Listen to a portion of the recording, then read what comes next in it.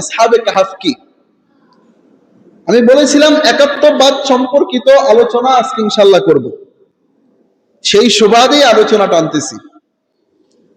আসহাবে কাহাফ এর ঘটনা হচ্ছে এরকম, দাকিউনুস নামক এক বাচ্চা ছিল, বহু পুরানা জামানায়, অনেক অনেক বছর পূর্বের ঘটনা এটা। দাকিউনুস নামে একজন স্বৈরাচার বাদশা ছিল, স্বৈরাচার শাসক ছিল, যিনি মানুষের উপর জুলুম করত, নির্যাতন করত। এক পর্যায়ে তিনি ঘোষণা করলেন কোন একত্ববাদের ইবাদত চলবে না, অর্থাৎ আল্লাহর ইবাদত চলবে না। আল্লাহর ইবাদতকে অস্বীকার করলো, সারা রাষ্ট্রের মধ্যে ছড়ায় পড়লো আল্লাহর ইবাদত করা যাবে না, একাত্মবাদের ইবাদত করা যাবে না। কিন্তু ওই দাকিউনুসের কিছু কর্মকর্তা ছিল, উচ্চ পদস্থ কর্মকর্তা। ওই উচ্চ পদস্থ কর্মকর্তাদের 7 জন সন্তান, তারা এই দাকিউনুসের দাবিকে মিথ্যা বলে আখ্যা দিল এবং বলল তাদের এই দাকিউনুসের এই কথাটা পুরোপুরি ভিত্তিহীন, তার এই কথাকে আমরা মানি না, আমরা এক আল্লাহর ইবাদতই করব।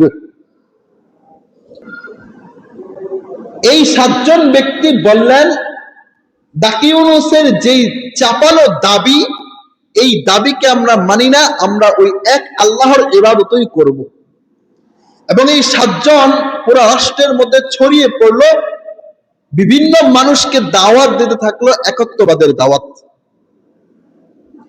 এই তথ্য দাকিউনুসের কান পর্যন্ত গেল। তখন স্বৈরাচার বাদশা দাকিউনুস তাদেরকে ডাকলেন এবং বললেন তোমরা কি শুরু করছো, এবং বললেন তোমাদেরকে 3 দিনের আলটিমেটাম দেওয়া হলো। এই 3 দিনের মধ্যে তোমরা ঈমান ত্যাগ করবা, একত্ববাদের ইবাদত থেকে ফিরে আসবা, তোমরা যেই ঈমান নেছ একত্ববাদের উপরে সেটাকে তোমরা পরিত্যাগ করবা। এই 7 জন ব্যক্তি দাকিউনুসের এই কথাকে মানলেন না এবং তারা চিন্তা করলেন আমরা এই রাষ্ট্রের মধ্যে থাকবো না, এই রাষ্ট্র থেকে সরে যাব। এবং এই 7 জন একত্র হয়ে তারা সফর করা শুরু করলো। ওই সফরের মধ্যে তাদের সফর সঙ্গী হিসাবে আরেকটা প্রাণীকে নিয়েছিল, সেই প্রাণীর নাম হচ্ছে কুকুর। আমাদের দেশে যে কুকুর আছে না, এরকম একটা কুকুর সাথে নিয়েছিল। যেতে যেতে যেতে যেতে সীমান্তবর্তী এলাকায় গিয়ে এক পাহাড়ের গুহার মধ্যে আশ্রয় গ্রহণ করল।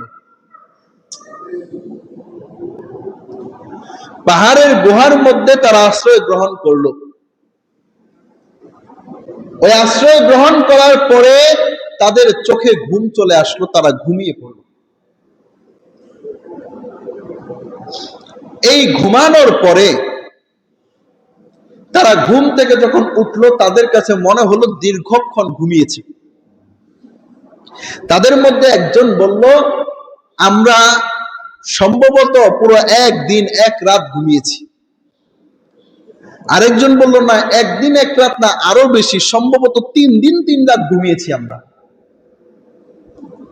আরেকজন বলল না, সম্ভবত 1 সপ্তাহেরও বেশি আমরা ঘুমিয়েছি।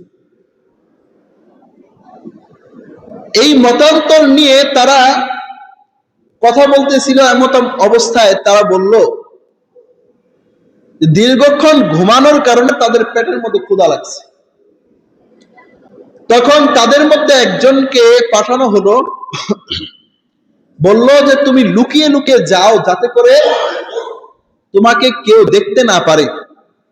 বাজারে গিয়ে কিছু খাবার ক্রয় করে নিয়ে আসো, শুকনা খাবার, যেন আমরা নিজেদের ক্ষুধাটাকে নিবারণ করতে পারি। এই লোক তাদের কাছে যে টাকা ছিল, ওই টাকা নিয়ে গিয়েছেন বাজারে বাজার করার জন্য। বাজারে যখন গেলেন, বাজারে যাওয়ার পরে বাজারের লোকজন টাকা দেখে আশ্চর্য, বলতেছে তোমরা এই টাকা কোথা থেকে পেয়েছো? মুহূর্তের ভিতরে জানাজানি হয়ে গেল যে অনেক পুরনো জামানার কিছু টাকাওয়ালা লোক পাওয়া গেছে। অনেক পুরনো জামানার কিছু টাকাওয়ালা লোক পাওয়া গেছে। তখন বলল, তোমাদের সাথে আর কে কে আছে? বললো, এরকম 7 জন আছে ব্যক্তি। আমরা মোট 7 জন ব্যক্তি। তাদেরকে গ্রেফতার করা হলো। কেন? বলে তাদের কাছে গুপ্ত ধন পাওয়া গেছে, অনেক পুরনো জমানার টাকা পাওয়া গেছে। তাদেরকে নিয়ে আটক করা হলো এবং টাকা নিয়ে গবেষণা করা শুরু করলে এই টাকাটা কত বছর পূর্বে। গবেষণা করে পাওয়া গেল এই টাকাটা 309 বছর পূর্বে। অর্থাৎ তারা যে ঘুম দিয়েছিল, এই ঘুমের মধ্যে আল্লাহ সুবহানাহু ওয়া তাআলা 309 বছর পার করে দিয়েছেন। বলেন সুবহানাল্লাহ। এই সময়ে দাকি ইউনুস যে স্বৈরাচার বাদশা ছিল, সেই বাদশাটা পতন হয়ে গেছে, সেই বাদশা মারা গেছে। মারা যাওয়ার পরবর্তীতে আরেকজন বাদশা আসছে।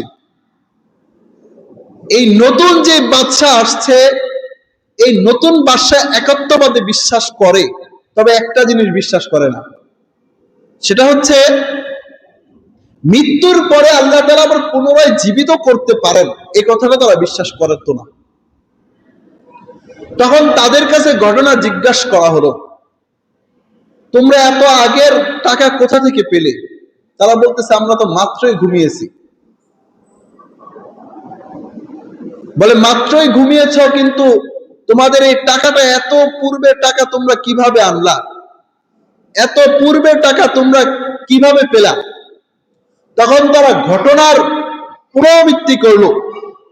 বললে, একজন বাদশা, দাকি ইউনুস বাদশা ছিল, সেই দাকি ইউনুস বাদশা আমাদেরকে এরকম নির্যাতন করত। ওই নির্যাতন থেকে বাঁচার জন্য আমরা গুহায় আশ্রয় গ্রহণ করেছি, সেখানে গিয়ে ঘুমিয়েছি, ঘুম থেকে উঠেছি। আশ্চর্যান্বিত হয়ে গেল সবাই এবং বলল, এই দাকি ইউনুস তো আজ থেকে 300 বছর পূর্বে মারা গিয়েছে। আজ থেকে 300 বছর পূর্বে মারা গিয়েছে।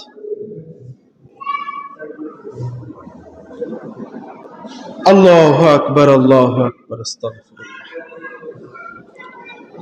তখন এই বাদশা পুরো সাম্রাজ্যের মধ্যে বলল, ডাক দিয়ে বলল, আমরা তো একাত্মবাদকে বিশ্বাস করতাম, কিন্তু একটা জিনিস বিশ্বাস করতাম না, সেটা হচ্ছে মৃত্যুর পরে পুনরায় জীবিত হতে হয়, এই কথাটা বিশ্বাস করতাম না। কিন্তু আজকে আমাদের কাছে স্পষ্ট হয়ে গেল যে আল্লাহ তাআলা একটা মানুষদেরকে না খাওয়ায়া ঘুমের মধ্যে 309 বছর পর্যন্ত বাঁচিয়ে রাখেন এবং 309 বছর পরে সুস্থ অবস্থায় তাদেরকে দুনিয়ার মধ্যে বিচরণ করার মতো সুযোগ দেন। যে আল্লাহ এটা পারেন, সে আল্লাহ মৃত্যুর পরে আবার পুনরায় জীবিত করতে পারেন, এটাও সত্য। বলেন সুবহানাল্লাহ।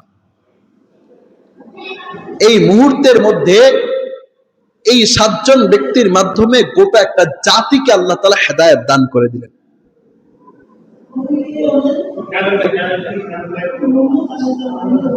আল্লাহ তাআলা এই ঘটনার মাধ্যমে এটাই বুঝাইলেন, এই ঘটনার মাধ্যমে আল্লাহ সুবহানাহু ওয়া তাআলা বুঝাইলেন, দুনিয়ার মধ্যে যারা একত্ববাদ আল্লাহর উপরে বিশ্বাস রাখে, তাদের বিভিন্ন সময় বিভিন্ন সমস্যার সম্মুখীন হতে হয়। এই সমস্যার সম্মুখীন হওয়া সত্ত্বেও যারা এই একত্ববাদের উপরে বিশ্বাস স্থাপন রাখেন, আল্লাহ তাআলা তাদেরকে অবশ্যই অবশ্যই সাহায্য করেন।